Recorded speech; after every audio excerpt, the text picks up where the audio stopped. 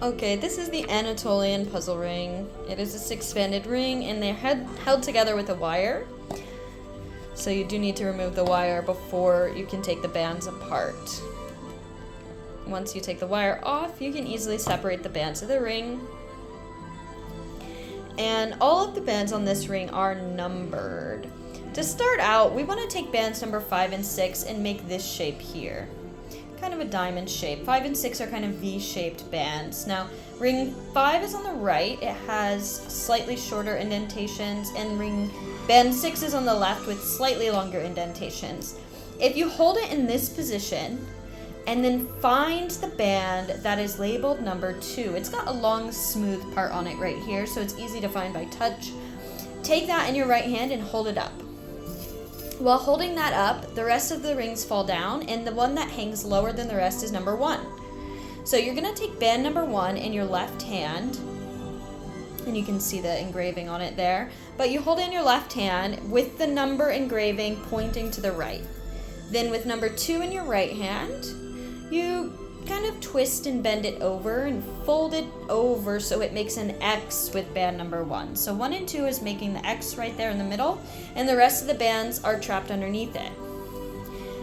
Now you have to put the bands in a particular order for this to work. We're going to want band number 4 to the right side and band number 3 to the left side. And if they're not in the correct place, we will have to move them. Let's check here. That is okay, so this is in the wrong position. So in order to put it in the right position, this is what you do. You hold band number 4 up, and then you take either band 1 or 2, it doesn't matter, in your left hand, and you just turn number 4 over to the other side. And now we'll do it again. The same thing about making the X, with 1 in our left, 2 in our right, bending it over, make the X. So now we've got the X made with bands 1 and 2, and let's see if band 4 is on the correct side. And it is. So band 4 is to the right side now, and band 3 should be to the left. So what we're going to do is twist the bendy part of band 4 down and fold it into place. Then we'll find band 3 on the other side, on the left side, and we'll twist the bendy part to go down underneath the X and fold it into place. Now the 2 bands that are left up are bands 5 and 6.